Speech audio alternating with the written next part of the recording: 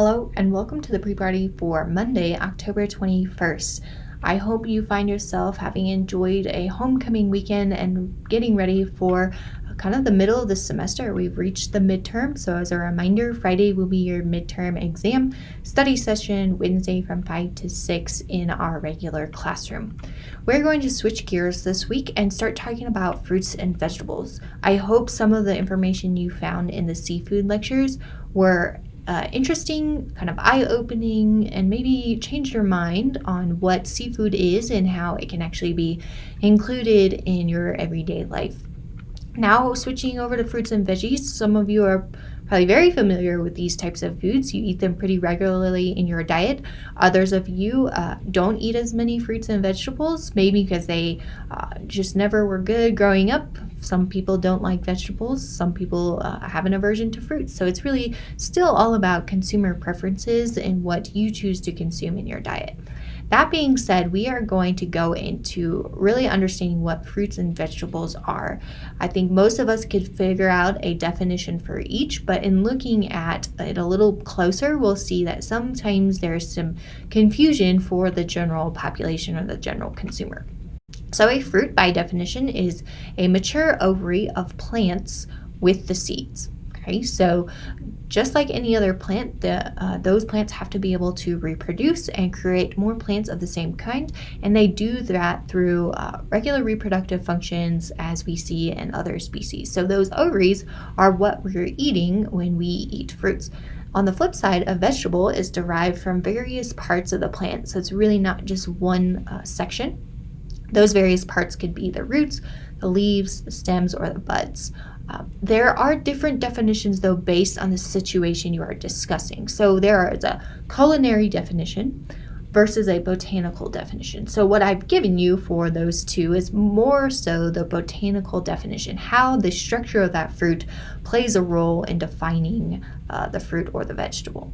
Culinary, we think fruits are most often eaten as a sweet item or as a dessert, whereas vegetables are eaten as a savory item in more of your main course meal. So I've given you a few examples of fruits and vegetables. It's pretty obvious that some fruits, like an apple, a banana, an orange, are easily classified as fruits. That's just what we know and what we grew up with. However, that list I've given you are food items that some people believe are vegetables because they're thinking more culinary definition rather than a botanical definition. So tomatoes, cucumbers, eggplants, peppers, okra, and sweet corn, those are all technically fruits, whereas we would think of them more as vegetables because we would eat those type of foods on our main course meal more so than we would a sweet dish like a dessert, right? So if we go further into each of those categories, fruits, we can subdivide into berries, melons, drupes, pomes, citrus fruit, and tropical fruit. So berries are anything that you find in a cluster, and oftentimes the berry is in the name. So raspberry, blackberry, huckleberry. We find clusters of those seeds in one thing that you would pop in your mouth. Melons, again, pretty self-explanatory. So cantaloupes, watermelons, honeydews, those would all classify as melons because they have a large, tough outer rind that you don't necessarily want to eat. Drupes are single-pitted fruits, so apricots, cherries, peaches, and plums, so there's just one pit in the center, versus pomes that have many pits or mini seeds. So an apple has many seeds, a pear has many seeds. Citrus fruit, pretty self-explanatory, limes, lemons, oranges.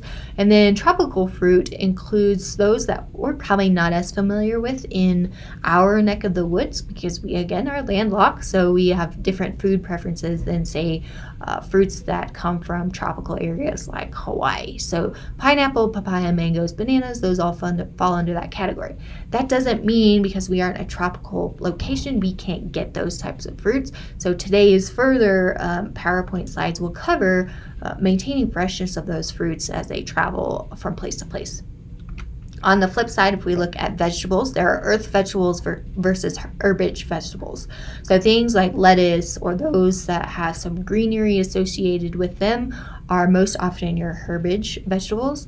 Things that more resemble roots or potatoes, those that come from the ground, are your earth vegetables. Okay, so we have fruits and vegetables as a category, but we can subdivide within each of those.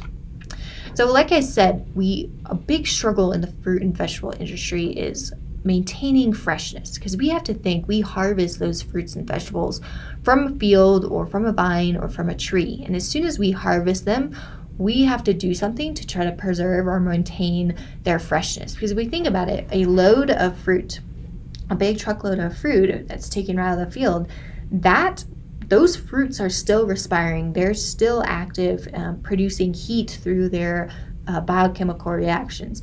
They can actually produce enough heat to melt 800 pounds of ice a day. So that heat is probably likely going to cause some sort of change based on what that fruit is and how we perceive it as being fresh or not fresh as a consumer.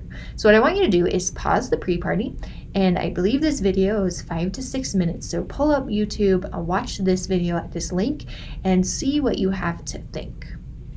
I hope that video was enlightening, that an apple just doesn't come off of the tree and find its way into the grocery store. If you remember, this was the apple I brought to class on the first day this semester, and I didn't really intend to use it in today's video. It just happened to be sitting on my desk, but it has stuck around until midterm, and it's in fairly good shape. I noticed some bruises or some soft spots in this apple. The color has changed. It's not quite as red as what it originally was, and kind of that outer coating has changed. So this apple, if you were able to feel it, it feels waxy. So it went through the same process as what you saw on that video. And that wax is essentially an attempt to maintain freshness, because apples have to be shipped. It takes time to ship those. They are stored in warehouses. So food scientists have figured out that covering apples and other fruits with a waxy coating doesn't change the quality negatively. That waxy coating doesn't taste any different than a regular apple. It's a tasteless coating. It's safe for us to consume, but it acts as a protective barrier to allow this apple to stay fresher longer. So today we're going to just introduce basic concepts of why we have to take steps to preserve freshness and what ultimately those steps are impacting in terms of inside of that fruit or inside of the vegetable. And it all really has to do with enzymes. Up to this point in the semester, I have told you enzymes allow something to happen in a system. Okay, we are going to go into much more detail in this pre-party to kind of get an understanding of how enzymes affect food quality, both positively and negatively. First, we have to understand what an enzyme is. First, it's a specialized protein. Okay, so enzymes are made up of amino acids, and amino acids join together in primary, secondary, tertiary, and quaternary structure to create enzymes. Another term for enzymes is a catalyst. A catalyst speeds up or starts a chemical reaction. And then what really finishes out the definition of an enzyme is that enzymes will not change. So when they make something happen in our cells, in our body, or in the foods we are eating, they are not changed through that process. So they can continue to create change in the next day, the next hour, the next millisecond, because they do not change themselves. They are simply changing what we call the substrate, okay? On a broader perspective, the enzyme activity in food gives food its identity, okay? So without an enzyme working on rennet, we cannot make cheese or other dairy products. So we would not have that food without enzyme activity. Enzymes also help to preserve food, so we can elicit positive preservative effects through the use of enzymes. Or it can do exactly opposite, and it can initiate spoilage of food over time. So to help preserve it, we're going to affect or manipulate that enzyme system. Going into more detail about what a catalyst is, okay? So any chemical reaction that happens, and there are millions of chemical reactions happening in my body right now as we speak, okay? You might be listening to this pre-party as you work out on the treadmill. Well, that is an instance where your body is doing lots and lots of things involving chemical reactions to try to maintain homeostasis. Okay, so the chemical reaction, any reaction we're talking about, can happen over time on its own time with certain amounts of energy. Okay, but there are chemical reactions that just won't happen on their own time unless we add energy. Okay, so we're taking our own body energy, or ATP, giving it to a reaction so that reaction can go forward. Okay, so that energy we're adding is called activation energy. So we need energy to kickstart a reaction. Okay, so enzymes, their main goal when they act as catalysts is to lower the activation energy, meaning it takes less energy for something to happen. Okay, so for example, if we were to consume a certain amount of protein, it goes into our stomach, starts being digested in the stomach and small intestine. It only takes 4 hours for that protein to be completely digested. Now, it does that through the act of enzymes. Our stomach and our small intestine is full of enzymes that assist in the reaction or the breakdown of protein. If our stomach and small intestine did not have enzymes, we would not be able to break that protein down barely at all. Really, in fact, without enzymes, it would take a 24-hour period of that protein sitting in a very acidic environment, hydrochloric acid or HCl, to completely break down. Okay, so by adding or using enzymes, we are lowering the activation energy required to break down protein. Now, that's just one example. Any chemical reaction that happens requires some amount of energy, and an enzyme will lower the energy necessary to initiate. One thing to also note is that enzymes are very specific. Okay, so one enzyme that might break down protein will not be able to break down carbohydrates. Okay, so there is an enzyme for every substrate or every molecule that needs broken down. There are two hypotheses as to how enzymes work. The first is the lock and key method. So in the blue, we have what we call substrate. That is something that needs to be changed. Okay, so this substrate will enter the red enzyme or come in contact with the red enzyme at what we call the active site. Okay, so that substrate is essentially a key to the lock or the enzyme, and it's a perfect fit.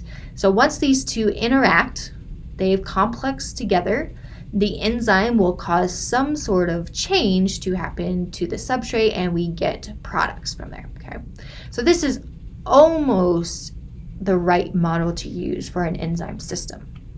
The more comprehensive model to use is called the induced fit model. So you'll notice we still have the same red enzyme that we were dealing with on the slide previous, but the substrate is not quite the same shape as that activation site. Okay, so it's not just going to fit in there perfectly like a key does to a lock.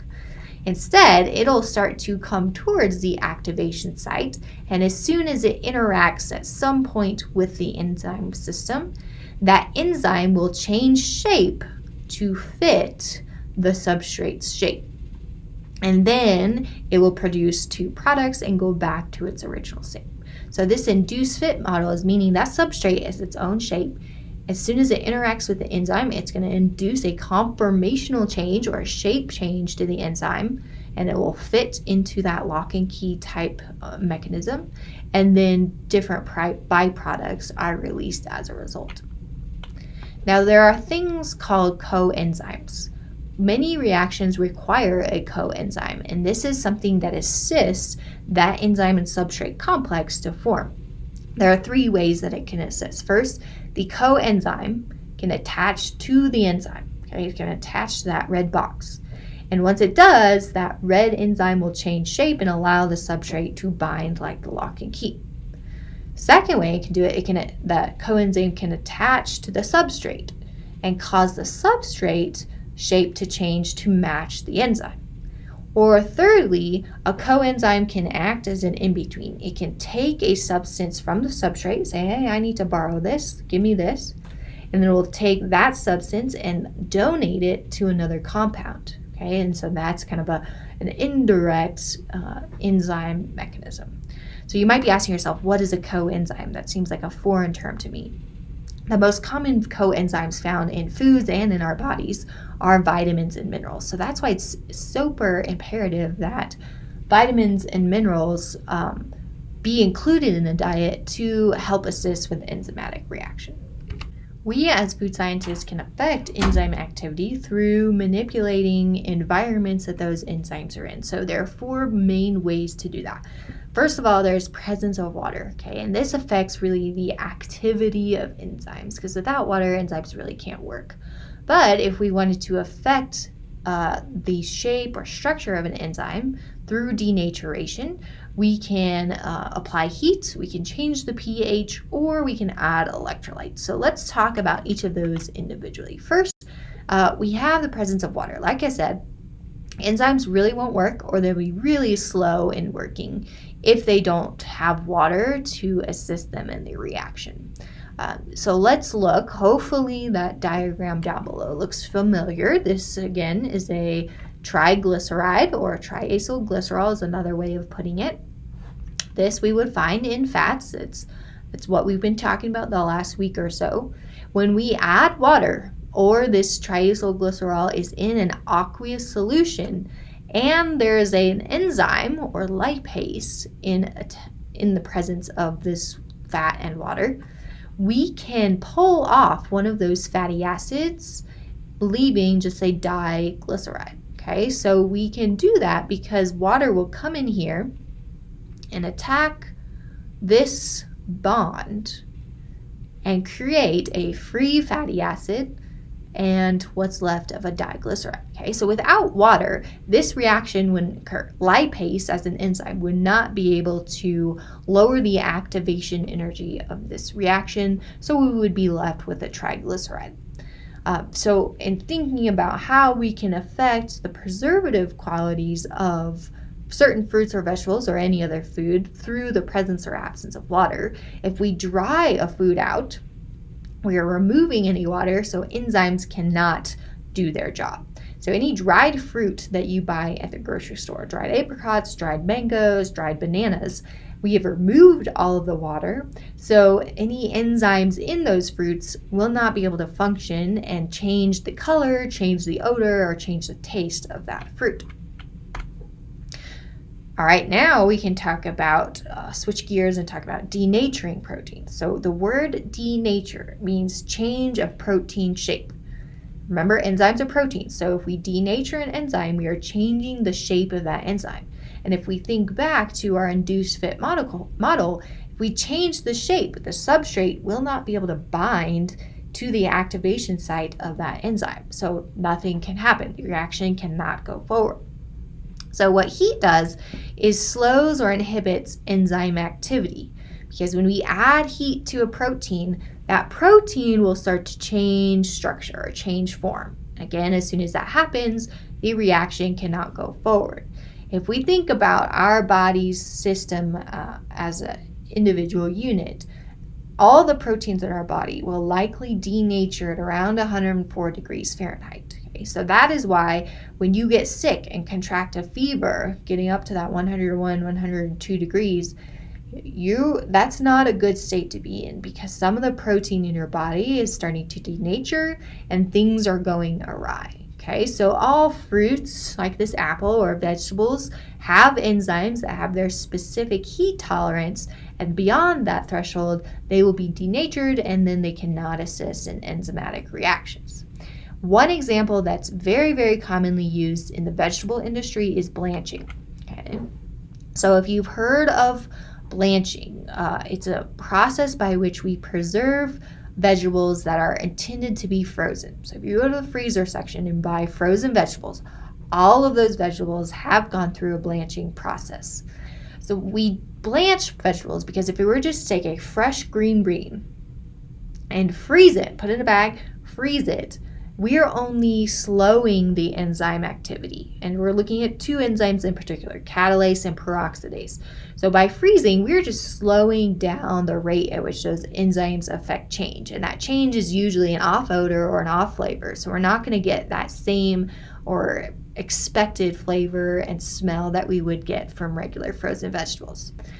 So what we do before we freeze those enzymes is we boil it in water, and that upon boiling, we're adding heat, and so that heat will change the shape or nature of the enzyme, and therefore that enzyme can no longer work. So catalase and peroxidase activity dramatically decreases, okay? So, but we have to think, we can't just add any amount of heat for any amount of time, okay?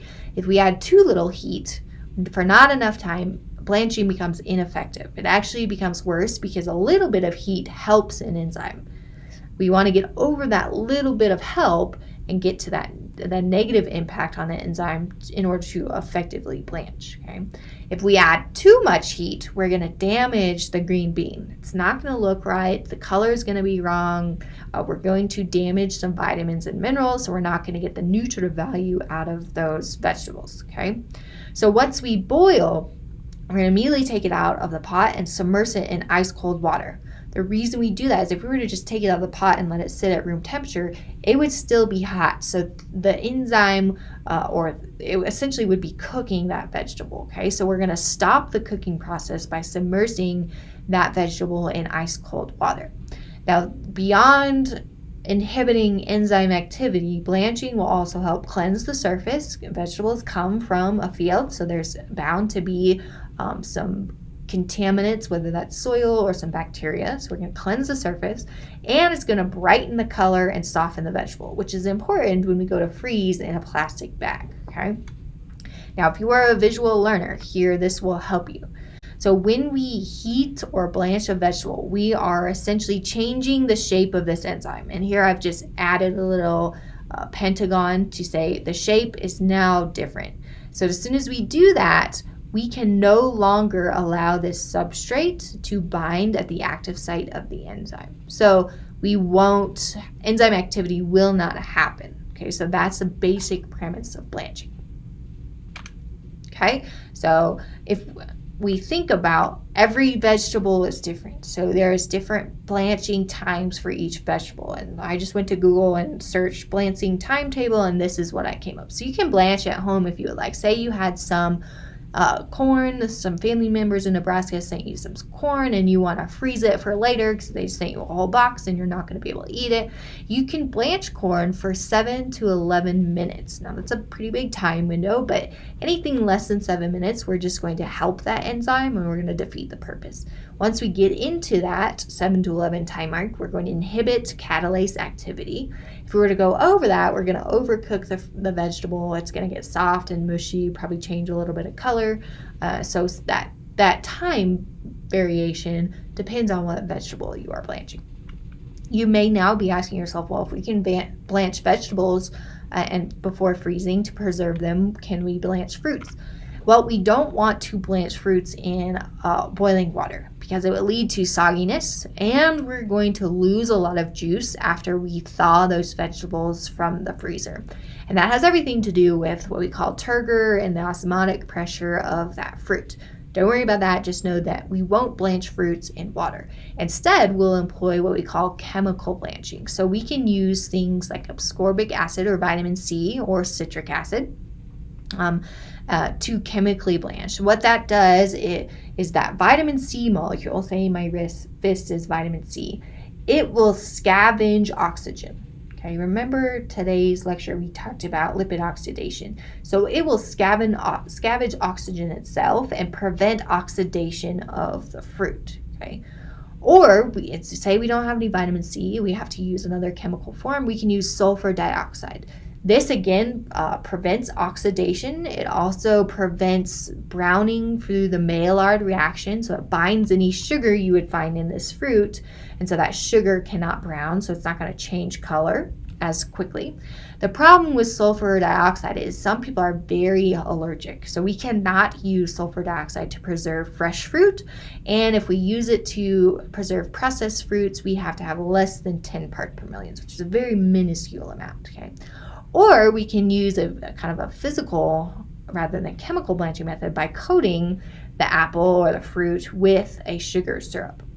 Okay, so that prevents oxygen from getting in. And really oxygen is an activator for enzymes. Okay, so fruits are a little bit different than vegetables. All right, next way we can affect change on enzymes is by changing the pH. Okay, and remember, pH, the more acidic an environment is, the lower the pH. The more basic or the more alkaline an environment is, the higher the pH. Okay, so the pH scale runs from 1 to 14. pH of 1 is extremely acidic. We would not even be able to eat pH 1 foods. pH 14 is very basic, very mild flavor. Okay, so each enzyme that might be found in this fruit or that might be found in our body will have its own reactive pH range, meaning maybe from pH 5 to 7 is when it operates most efficiently. Well, we can start to denature proteins at a certain pH outside of that range. So we can add an acidic compound, maybe like lemon juice, to slow down the process or the reaction that the enzyme is eliciting. Okay, so this is the classic example is if you cut an avocado or you cut an apple and you don't eat it all, if you were to just set it in your refrigerator, it would turn brown very quickly, okay, because the enzyme that's causing that color change will change the substrate to affect color change. But if we add lemon juice, spray it with lemon juice, that enzyme that caused the browning can no longer function as quickly, so it's a slower browning process. This pH concept is really what we're going to focus on in class on Monday. And then lastly, we can add electrolytes to change enzymatic function. So what is an electrolyte? It is essentially a charged ion, and the best example is salt, or NaCl, sodium chloride. Sodium is positively charged, chloride is negatively charged, and when we add salts to a food, those positively charged ions will bind to an enzyme that will cause spoilage, and the enzyme can no longer work, so we're going to preserve that fruit or vegetable. Other mechanisms, we add salt to a food or other electrolytes like potassium, those act as coenzymes that are needed for good reactions. So a reaction that might convert a liquid dairy product to cheese. We need that enzyme to work to make cheese. So if we add an electrolyte, that electrolyte will bind to the enzyme and cause that reaction to happen quicker. So again, electrolytes can help us positively or hinder us negatively based on what we need as a food scientist. So that wraps up our more technical discussion. As I was preparing for this pre-party, I ran across a really cool enzyme system that I think applies to those of you who like chocolate-covered cherries. So in that image, you'll see that chocolate is a solid coating around a very liquid cherry inside. How do they get that liquid on the inside? They're probably not going to take a needle and individually squirt in some cherry liquid. Nope. Instead, they'll take a solid maraschino cherry out of the can and they will coat it with a sucrose paste. Remind yourself what sucrose is. It's a disaccharide, table sugar. And that sucrose paste will also have what we call invertase. And that invertase is an enzyme. So that enzyme is going to do something probably to the sucrose to change the physical makeup of that maraschino cherry. And it does. It breaks sucrose, which is a disaccharide, into its individual monosaccharides, glucose and fructose. And when it does that, when it breaks those apart, it releases water. Okay, so when we release enough water, that cherry will turn into a liquid form. Okay, so then we get the outside chocolate coating and a liquid cherry. And I believe you see again that my iCloud storage is full. Fortunately, we're about to wrap up. One last thing I would encourage you to do is to watch this YouTube video. It's kind of an insight on different types of fruits and vegetables that you would find at a grocery store and how long it's taken them to get there. Okay, so we will see you on Monday. Enjoy your weekend if you still have it ahead of you, or I hope you enjoy your Sunday evening before you start in on the next week.